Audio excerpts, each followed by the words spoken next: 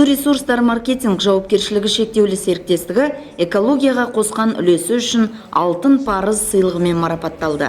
Мемлекет басшысы Қасым-Жомарт Тоқаев елордада алтын сапа мен парыз сыйлықтарын табыстады. Биылғы байқауға республика бойынша 281 кәсіпорын өтініш берген, бірақ санаулының ғана бағы жанды.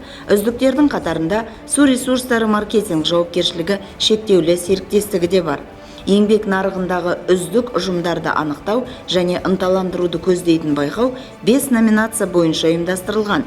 Сол номинациялардың бірі экологияға қосқан үлесі үшін біздің мекеме алтын парыз сыйлығына лайық деп танылды.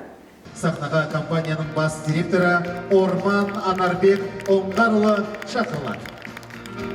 Шымкент қаласы тұрғындарын және бірқатар елді мекендерді шаруашылық, ауыз сумен қамтамасыз етеді және су бұру бойынша қызметтер көрсетеді. Ең біріншісі Орта Азия Қазақстанда бірінші болып, мына пайдаланған сулардың қалдықтардан биогаз алып, биогаздан біз электр энергиясын өндіріп жатырмыз. Әзір таңда осы біз өзіміздің тазалау қондырғыларына кететін электр шығындарының 70%-ны өзіміз өндіріп жатырмыз. Тағы бір мәселе, осы биылдың өзінде Германия мемлекеттерімен біз бірге жұмыс істеп, сол жерде мынау газден жәрдемімен генератордан электр энергиясын өндіру мәселесін қолға алып іске қостық. Тағы бір мәселе, мынау республиканың көлемінде Орта Азияның ішіндегі осы суларды тазалау қондырғыларының бір үлкен тәжірибесін біз іске қосып жатырмыз.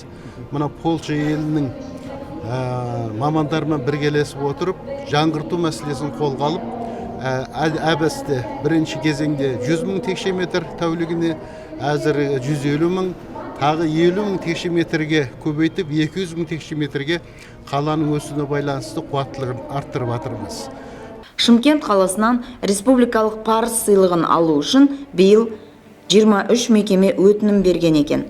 Еңбек нарығындағы үздік ұжымдарды анықтау мақсатында өткен бұл байқаудың негізгі аталымдарының бірі экологияға қосқан үлесі үшін аталымы.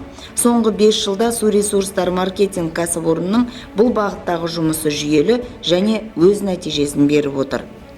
Жалпы елімізде 2005 жылдан бері шағын және орта бизнестің ішкі жалпы өнімдегі үлесі 3 есеге өскен.